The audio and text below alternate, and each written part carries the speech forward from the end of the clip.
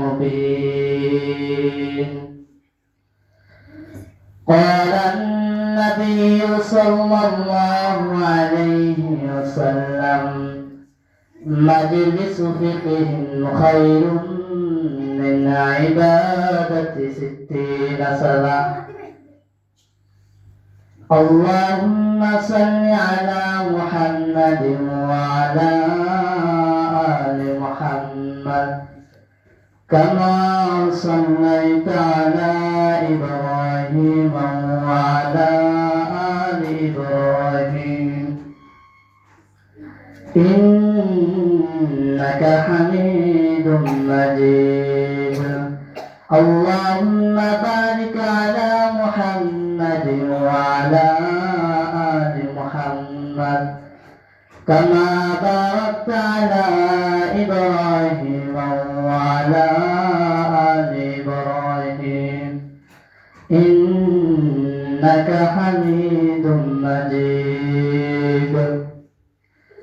بلغ العلا بكماله كشف الدجى بجماله حسنت جميع أخصاله صلوا عليه وآله. لا إله إلا الله لا إله إلا الله لا إله إلا الله لا إله إلا الله لا إله إلا الله. আসমানের মালিক যে আল্লাহ, জমিনের মালিক সেই আল্লাহ, হায়াতের মালিক যে আল্লাহ, মওতের মালিক সেই আল্লাহ। লা ইলাহা ইল্লাল্লাহ লা ইলাহা ইল্লাল্লাহ লা ইলাহা ইল্লাল্লাহ লা ইলাহা ইল্লাল্লাহ মুহাম্মাদুর রাসূলুল্লাহ সাল্লাল্লাহু আলাইহি ওয়াসাল্লাম। আল্লাহ পাক রব্বুল আলামিনের দরবারে অসংখ্য শুকর যে মহান রব্বুল আলামিন আপনাদেরকে আমাকে যাচাই করে বাছাই করে একটি দ্বীনি মজলিসে এসে বসা এবং কিছু কথা বলা শোনার তৌফিক দান করেছেন। আমরা সকলে শুকরিয়া জ্ঞাপন করি আলহামদুলিল্লাহ। রাসূল আকরাম সাল্লাল্লাহু আলাইহি ওয়াসাল্লাম বলেন, মাজলিসু ফিকহিন খায়রুম মিন ইবাদাতি 60 সালাহ। একটি ইলমে দ্বীনের মজলিস 60 বছর ইবাদত করার চেয়ে উত্তম। বলেন না সুবহানাল্লাহ। সুবহানাল্লাহ। আমার আল্লাহ পাক রব্বুল আলামিন বলেন, ওয়ামতাজুল ইয়াওমা আইয়ুহাল মুজরিমুন। কাল কিয়ামতের ময়দানে আল্লাহ পাক রব্বুল আলামিন বলবে, ওয়ামতাজুল ইয়াওমা আইয়ুহাল মুজরিমুন, হে গুনাহগার বান্দা, তোমরা আমার নেককার বান্দাদের থেকে বিতাড় হয়ে যাও। আল্লাহ পাক রব্বুল আলামিন আরো বলবে, আলাম আহাদ ইলাইকুম ইয়া বানি আদম আল্লা তা'বুদুশ শাইতান।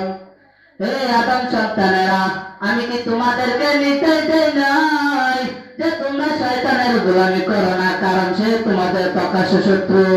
বলেন না ঠিক কিনা? ঠিক। শয়তান যদি আমাদের প্রকাশ্য শত্রু না হতো, তাহলে আমরা শয়তানের দোকায় করে জিনা করি, কত গুনাহ করি আমরা শয়তানের দোকায় করে। বলেন না ঠিক কিনা? আল্লাহ পাক রব্বুল আলামিন বলেন, ইন্নাহু লাকুম আদুউম মুবিন। এবং তোমরা আমার রাসূলের তরিকা অনুযায়ী তোমরা চলো, কারণ এটাই সরল পথ। রাসূল আকরাম সাল্লাল্লাহু আলাইহি ওয়াসাল্লাম বলেন, আউয়ালু মা ইউহাসাবু বিহিল আবদু ইয়াওমাল কিয়ামাতিস সালাহ। কিয়ামতের দিন সর্বপ্রথম নামাজের হিসাব হবে। যখন তুমি নামাজের হিসাব না দিতে পারবে রে, ওরে বান্দা রে,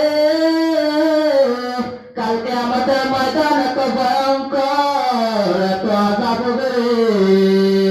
মাথার হাত উপর সূর্য থাকিবে, কেউ মাথার মজলে টক করবে, কেউ রাসূল সাল্লাল্লাহু আলাইহি ওয়াসাল্লাম বলেন,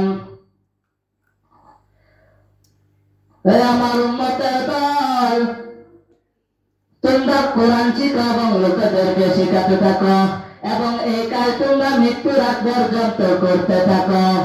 মৃত্যুর পর কবরে আসমান থেকে ফেরেশতা নেমে আসবে তোমার কবর জিয়ারতে, যেমন ভাবে মানুষ খানায় কাবা জিয়ারত করে।